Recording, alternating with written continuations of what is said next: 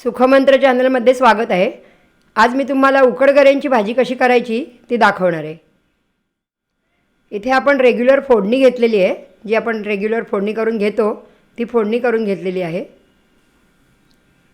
वेळेअभावी थोडा पटापट दाखवते आहे, कामावरून दमून आलो आहे।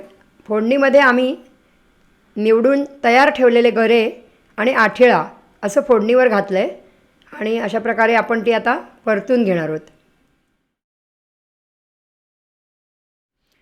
सध्या शेतीची कामं चालू आहेत। माझ्या आधीच्या व्हिडिओमध्ये पाहिलं असेल तुम्ही, तर शेतावर काम करण्यामुळे घरी थोडंसं स्वयंपाकाला वेळ होत नाही, तर अशा वेळेला पटकन काय भाजी होईल, तर त्यावेळेला घरी फणस असं काढलेला होता, तर त्याचीच भाजी केली आणि ती तुम्हाला दाखवली नवीन रेसिपी। खूप जणांना उकडगरे आवडतात, सोपी रेसिपी आहे। आता ह्याच्यामध्ये आपण नारळ घालणार आहोत, ओला। तुम्हाला जितका आवडत असेल त्याप्रमाणे घालायचा आहे ओला नारळ।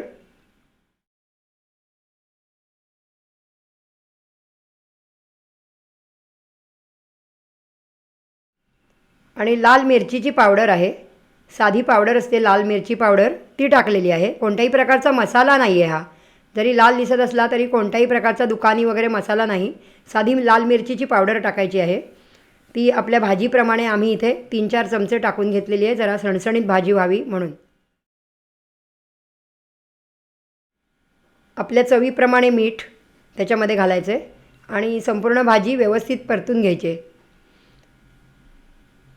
ह्या उकडगऱ्यांचं वैशिष्ट्य असं असतं, काही लोकांना माहीत नाही त्याचं नाव उकडगरे म्हणून। काही माणसं कुकरला उकडूनही काढतात ते, पण त्यामुळे भाजीची मजा जाते, तर तुम्ही कुकरमध्ये उकडून काढू नका।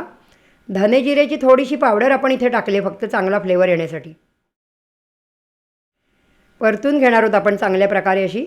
थोडंसं पाण्याचा हबका मारायचा आहे किंवा थोडं पाणी घालायचं आहे भाजी शिजण्यापुरतं।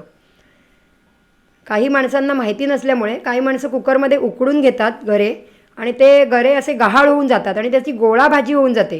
गरा शिजायला खूपच हलका असतो, त्यामुळे शक्यतो करून उकडून वगैरे काढायचं नाही आहे। अशी झाकण ठेवून वाफ काढायचे आणि वाफेवरच गरे शिजवायचे। वाफेवर शिजवण्यामुळे गरे तसेच्या तसे आपल्याला अख्खे चावून खाता येतात आणि त्याचा एक आनंद वेगळा असतो गरा चावून खाण्याचा। आणि भाजीही खूप मिळून येते, त्यात ओला नारळ असतो, त्यामुळे भाजी खूप मिळून येते छान।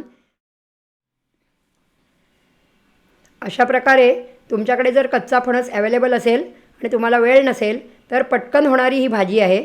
हाच माझा आजच्या व्हिडिओचा सुखमंत्र आहे।